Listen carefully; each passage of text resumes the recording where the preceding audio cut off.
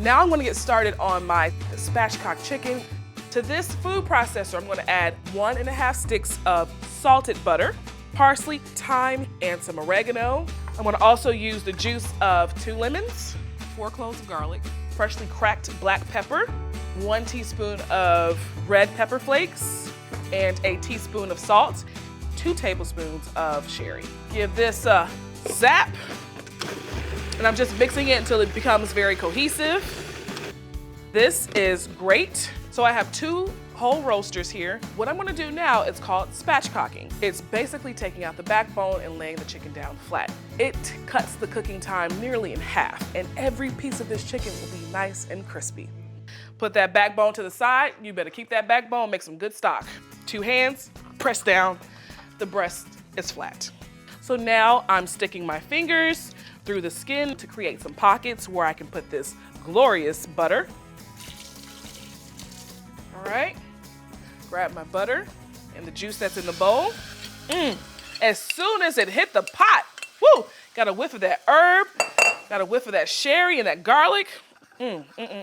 All right, that's melted, and just brush it directly on top. Wow, look at that. You already see the seasoning in that. It is gonna be beautiful. I'm gonna cover it. I have the oven preheated to 450. I'm gonna bake it covered for 20 minutes and then uncover for 40 minutes. Oh my goodness, it smells amazing. The chicken is starting to cook. Just gonna use some of the juices that are at the bottom of the pan to baste. Ooh, my goodness. So it's nice and basted. I'm gonna pop it back in the oven. It's still at 450. I'm gonna let it bake for an additional 40 minutes or until this skin gets really nice and brown and crispy. Now we're cooking. That is beautiful. So I'm just gonna baste it one more time. A Southern classic. I have 1.25 cups of all-purpose flour here in my food processor. I'm gonna add in 1/2 teaspoon of kosher salt. Give it a pulse. Okay. Now I'm gonna add in 1 stick of cold, unsalted butter that I've cubed. I'm gonna give it a pulse until I see the butter turn into pea sizes. All right, that's good. I have 1/3 cup of cold water here. I'm just gonna pulse this, and the water just helps that flour come together and form a dough.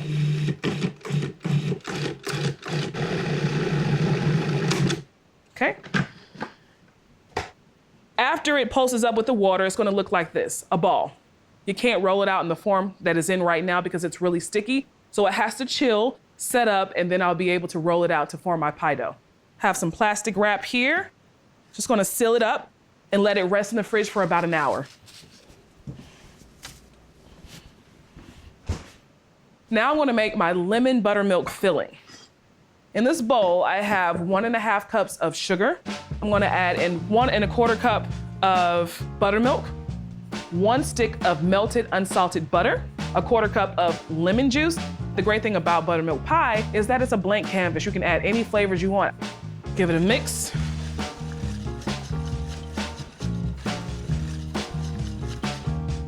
Add in 4 eggs and a yolk of an extra egg. Now, let me tell you about buttermilk pie and where it came from. Buttermilk pie is a pie that was used, they call it a desperation pie, like basically getting your sweets and your desserts without having to buy expensive ingredients. And these are normal things that you would have around the house, the eggs, the buttermilk.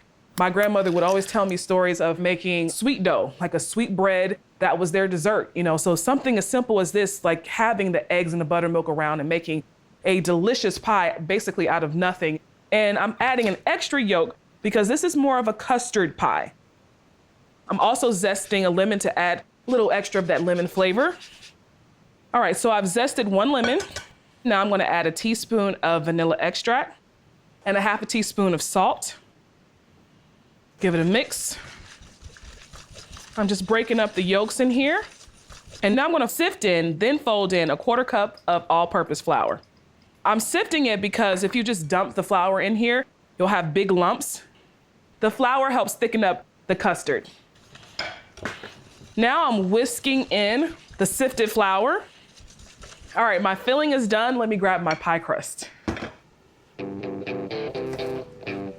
My pie crust is ready. I'm gonna put some bench flour here on my work surface. It's important to put bench flour down so your dough doesn't stick to your surface. I have a 9-inch pie dish here. I want to roll it out till it's a little bigger than the pie dish, about 10 to 11 inches.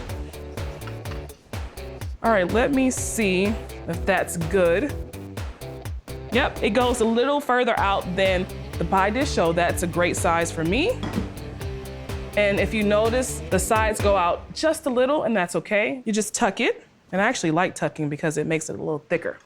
And I'm just gonna do a simple crimp. Just taking your thumb and pressing it in.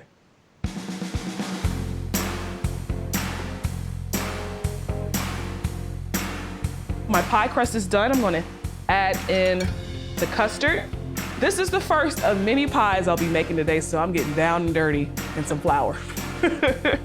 My oven is preheated to 350. I'm gonna bake this for about an hour or until the center is a little jiggly, but the sides are set. All right, my final pie is done. This is my last and final pie, and it's perfect. Look how pretty that is. Golden brown on the outside. It's nice and set in the center. The crust smells and looks amazing. So I have 6 ears of corn here. For the corn, I'm gonna make my cream base, 1.5 cups mayo, just eyeballing this. Add in 1 teaspoon garlic powder, 2 teaspoons of chili powder, 1/2 teaspoon of cumin, and 1/2 teaspoon of salt. Make sure that it's nice and fully incorporated. So I'm gonna use this in multiple ways. I'm gonna brush it on the corn. Ooh, it smells so good. I smell the smokiness. The corn are nice and covered. I got my grill hot. I'm gonna put them right on the grill. Get that sizzle going. Oh yeah. I love grilled corn. So this is gonna take about 5 or 6 minutes per side. I'm gonna add a few more ingredients to that bowl to get my salad going. This cream is great as it is, but I'm gonna add some green onions, some cilantro, and the juice of 2 limes. The juice of these limes are gonna loosen up that cream mixture. All right, so that corn is popping. That means you need to turn it. It looks kind of burnt, but it's not. You want that char because it's gonna be so beautiful in that salad. That needs 5 to 6 more minutes. While that's going, I'm gonna finish up on my dressing. If I'm making a grilled corn salad, I like something spicy, and I mean, I'm from the South, I gotta use hot sauce. And I've got some cotija cheese. You can also use fresca cheese, which is less sharp and less salty. That red color, the pop of green from the green onions and the cilantro, smells amazing. My corn is definitely done. Got some nice char on both sides. I can eat it right off the cob, just as is. And I'm gonna show you an easier way to get the corn off the cob. I got 2 bowls. Turn the smaller bowl over. Place the corn on top. Look at that. See how easy that is?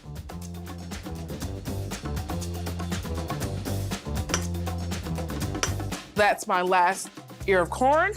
So I'm adding the corn where I have the mayo, the hot sauce, the chili powder, the cumin, the garlic, cilantro, the green onions. It's a fiesta in a bowl.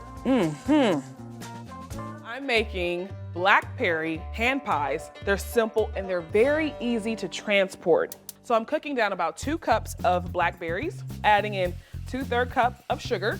I'm using a potato smasher just to smash up the blackberries. I'm gonna use a little bit of zest, and I'm not gonna discard the lemon because I'm gonna actually use it in my slurry. Slurry is simply some type of liquid in cornstarch or flour. I'm gonna use cornstarch. And I'm using 1 tablespoon of cornstarch as a thickening agent. Now it's gotten nice and thick. Let me show you. See how thick that is? You got yourself a jam. Right, so I've got 2 store-bought pie crusts. I've let them sit out for a little bit because if you don't, they'll be really hard and you can't move around and they won't be flexible. And I'm just gonna cut rounds. I'm gonna transfer to a sheet pan. I've lined my sheet pans with parchment paper. 1 tablespoon of the blackberry jam, added with a little bit of cream cheese. And I'm using the egg wash only on the edges. I'm just gonna fold over the side that I did not put the compote and cheese. Close it up just like that, and add little crimps. I'm gonna put a little egg wash on top, and now I'm gonna vent the pie. 3 little slits in the center little sprinkle of raw sugar on top. I got the oven preheated to 375. I'm gonna let them bake for 20 to 25 minutes. Those pies are beautiful, beautiful. I'm gonna go ahead and let you start cutting the potatoes, okay? Okay, I can do that. In the meantime, I'm gonna go ahead and cut the bell pepper and onions. So I've cooked 10 pounds of red potatoes and I let it cool. I am cutting up these bell peppers. I like to dice them kind of small, you know, so every little bite of potato salad, you can actually have some peppers in there. You got some little nice uniform pieces, okay. Actually, what I'm gonna do, I'm gonna put those peppers in here. Okay. Keep cutting that. Okay. I've never had potato salad that tastes as good as hers. I mean, she is the salad queen. She can cook her behind off, okay?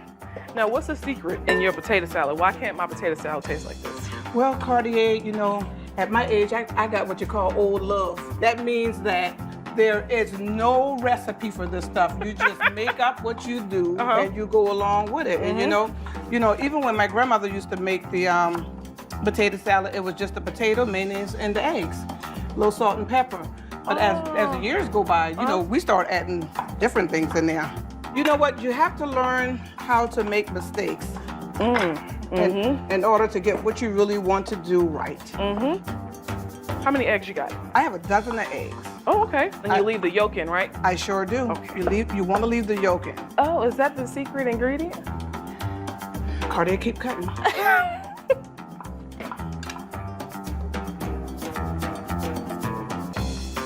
Alrighty, now that you've got those potatoes cut, here's what we're gonna do. Oh, I got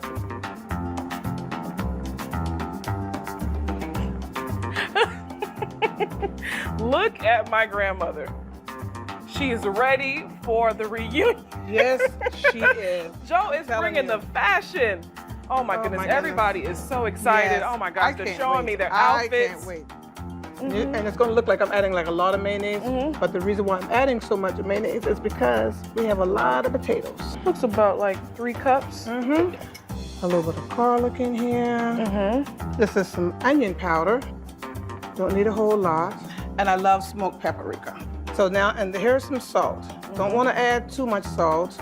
Let's put some pepper in. I'm gonna stir all this up here.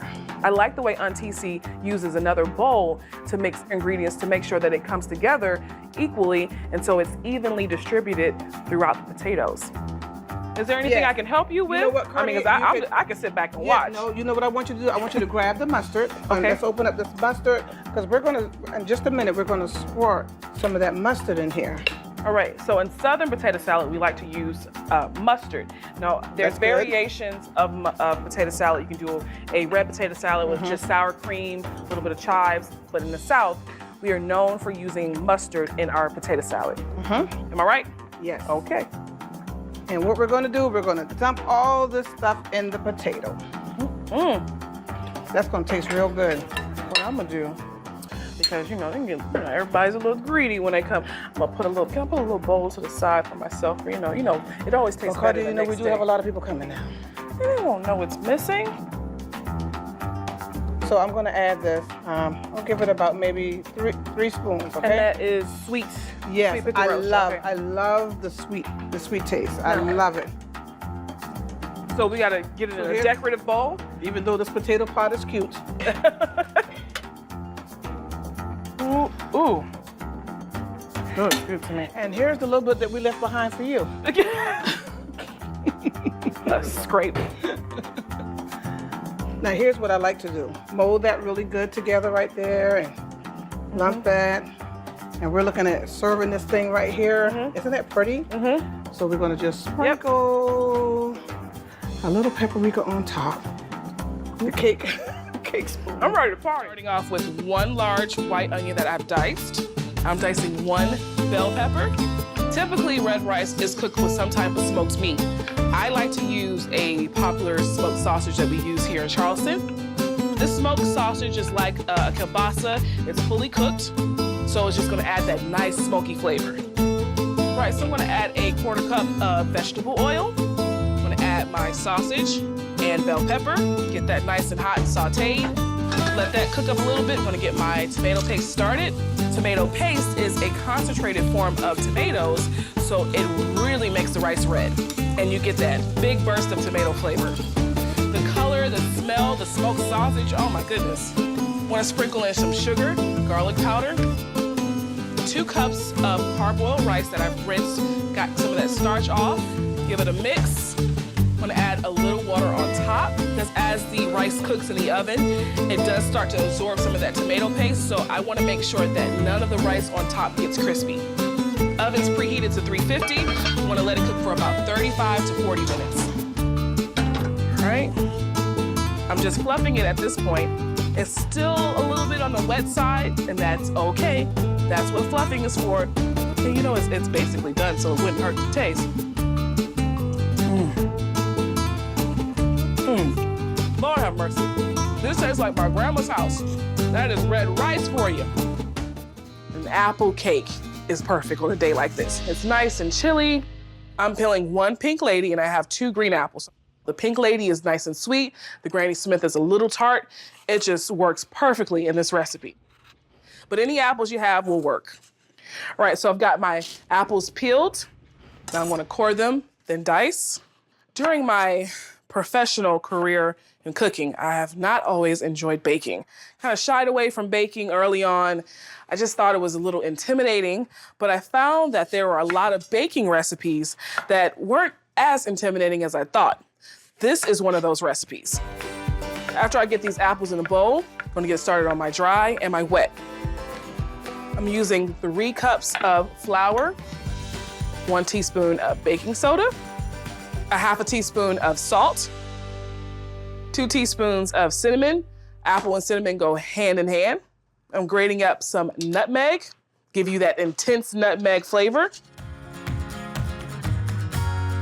I can already smell it. Put that to the side. Get started on my wet. A half a cup of dark brown sugar. I want more of a molasses flavor, so I'm using dark. 2 cups of white sugar, granulated sugar. 1.5 cups of canola oil or vegetable, as long as it's a neutral oil. Now this is a very dense and heavy cake, so that's why I'm using oil instead of using like room temp or whipped butter. So next I'm gonna add some vanilla, 2 teaspoons or 2 capfuls. 3 eggs into this bowl first because I don't want any shells in that cake. Mix that in there. Get my hand mixer on.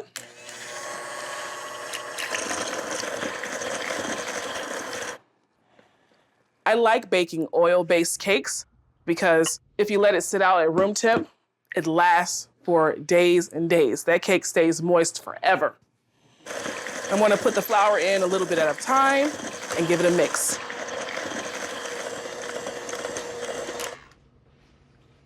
Give it a mix. All right, that looks good. Fold in the apples. These are really big chunks. You're gonna get a big bite of apple in every slice. I have a bundt pan that I buttered and floured. This is gonna help the cake come right on out once it cools. Now I'm just gonna evenly distribute the batter directly into this pan.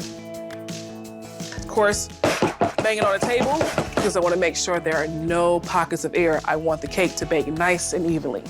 So I have my oven preheated to 325. I'm gonna bake this for 60 to 75 minutes. It depends on your oven. I know this cake will be ready when I insert a little toothpick. Comes out clean. Ooh, that cinnamon, that apple. Oh my goodness. Oh, it is so pretty. I'm going to get started on melting my caramel for the cake. So this pot, I have 11 ounces of caramel. I'm going to add about 1/4 cup of whole milk. That is definitely cool enough now. Pour it directly on my cake. It is gorgeous.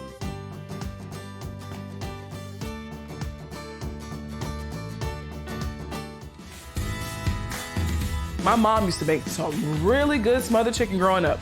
So I'm making my version of a Carolina smothered chicken. Can you season the chicken with my house seasoning? What's in here? Onion powder, garlic powder, salt, paprika, and pepper. And while you do that, just season, you know how to season chicken. Yes. After my mom seasons the chicken, she's gonna dredge it with a little flour and the same house seasoning. Fry it not all the way through. You wanna smother and cook the chicken in the sauce, but you want it to get nice and crispy. That looks good. That's pretty. That is very pretty. To make this pan sauce, I'm gonna add some butter. I've left a little bit of the oil from the fried chicken, onions. I'm gonna saute this down. Garlic. Some minced garlic. Salt. Pepper. That smells good, huh? Yes. And now I'm gonna add my spices. Some dried mustard, about a teaspoon of that. A half a teaspoon dried rosemary. I'm only using a half a teaspoon because it's much more pungent than using fresh herbs. Okay. Then I'm using a half a teaspoon of dried thyme. Chicken stock. Now I'm going to use a 1/3 cup of stock, and I'm just gonna let some of that stock evaporate. As it cooks and boils up, then it's reducing. Yeah. I'm gonna add 2 tablespoons of Dijon mustard. It's gonna give it that tang and that pale yellow color. Now I'm gonna whisk in about 1.5 cups of heavy cream. Slowly. Wow, it's thickening up as soon as it hits the heat. Oh, it smells so good. What I like to do now is add the chicken back in. For color, I'm just adding a little bit of fresh parsley. Kind of like that contrast between dried and fresh herbs. How pretty is that? Okay. All right, so I'm gonna let this go for another 25 to 30 minutes with the top on. Oh, that's pretty. You ready to eat? Yes. All right, let's get this plated.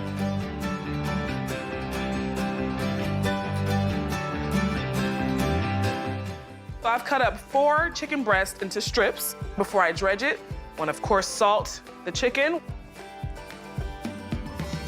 And some pepper.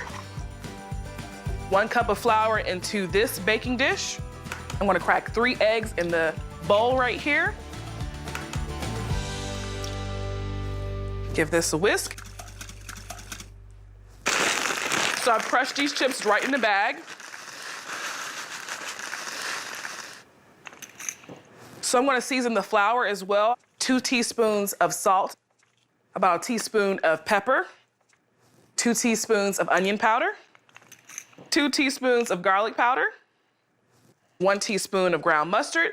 I decided to use ground mustard because I'm making a honey mustard sauce, so I kind of want that flavor in both the chicken and the dip. And 1 teaspoon of paprika. Let's get started. Take a strip, mix it around the flour, dip it in the egg, and directly into the chips. That flour and egg is gonna make sure that everything sticks. So when it bakes, it's gonna be super crunchy and it's gonna taste like I fried them. Being an auntie is really, really cool, especially like the aunties that don't have any children. It's like, you get to have all the fun and then send them back home. I really do love kids. A lot of people don't know, but I went to college for child psychology. And I worked with children for many, many years before cooking became a full-time thing. And I don't know what it is. Just something about kids just really brings joy to my heart. I love their innocence, I love their energy, and honestly, I'm a big kid. Parents, this is not just for kids. Aunties, uncles, you can make this for yourself. Kids will really enjoy it, but adults will really enjoy it too. All right, oven set to 450. I'm gonna check it after 10 minutes, then flip it. Now I'm gonna make the dip, lots of honey. I'm gonna use some yellow mustard. That yellow mustard is gonna give you that tangy, classic mustard flavor. Gonna use some Dijon. I'm also using stone ground Dijon, and that's gonna give it a little texture, little whole grain seeds. I would say about 5 tablespoons of mayo. That's gonna make it creamy. garlic powder, because I love garlic. Salt and pepper. You can use this on anything. You can use it on your sandwiches. You can use it on a burger. You can dip some French fries in this. Let me check on those chicken strips. They are ready to be flipped. Look how pretty those are. I can tell it's nice and crispy. I can hear it. So I'm flipping it to make sure that both sides get crispy. These look amazing and they smell even better. All right, my chicken strips are done. Ooh, they are gorgeous. They're nice and brown and golden. Wait till the kids get their hands on these. What do you guys think? Good. Love it. Thumbs up. On a scale of 1 to 100, what do you give those chicken fingers? 100. Yay! A chicken salad sandwich with my bacon jam. Oh yeah, I'm taking chicken salad to another level. So I picked up a roaster from the supermarket, super cheap, so easy to do. Instead of you having to go through the fuss of baking a small chicken yourself, you can just pick it up from your grocer. And all I'm doing is taking off the skin and just hand picking it. There's no special technique in doing this. Just pick it till you pick it dry. So I'm pulling the chicken a little bit more with my hand. You can keep this simple and just hand shred it, or if you want it a little smaller, you can chop it up.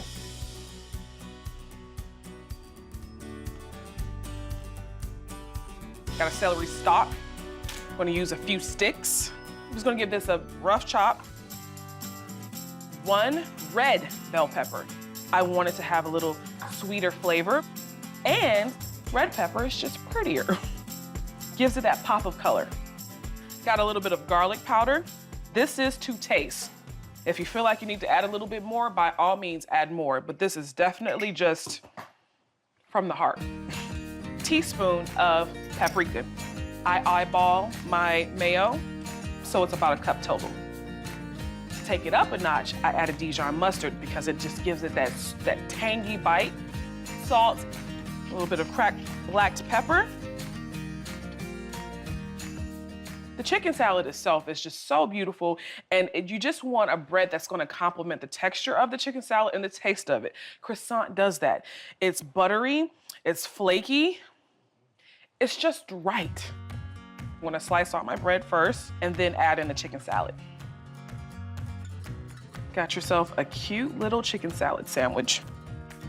I'm gonna add homemade bacon jam to these chicken salad sandwiches. So I'm gonna assemble the sandwiches now, and I'm gonna let my girls put the bacon jam on it themselves when we get to the park. Alrighty, so I'm finishing up wrapping these. I'm gonna pop them in the fridge. I cooked about 1 pound of bacon, and I'm not discarding all of my bacon fat. I'm gonna use about 2 tablespoons of the bacon fat in the jam. I've already started chopping some shallot, and I'm using 3, giving it a rough chop. I'm gonna chop up some garlic. I love garlic in everything. Add it to the pot. I'm gonna grab my cooked bacon, crumble that right in there. And if you want finer pieces, just throw it in the food processor. Got some good old local molasses, 1/2 cup or so. I'm using some honey. I'm getting variations of sweetness here. Brown sugar. Combine those sugars with that saltiness and smokiness from the bacon. Nothing like it. Life-changing. A little bit of sherry, so I want that punch of wine flavor. Apple cider vinegar.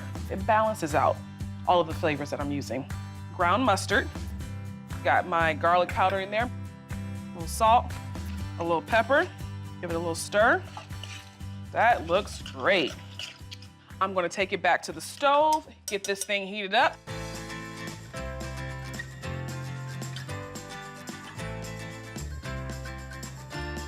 Right, so I've brought it to a boil. I'm gonna reduce the heat now and let it simmer until it gets nice and thick.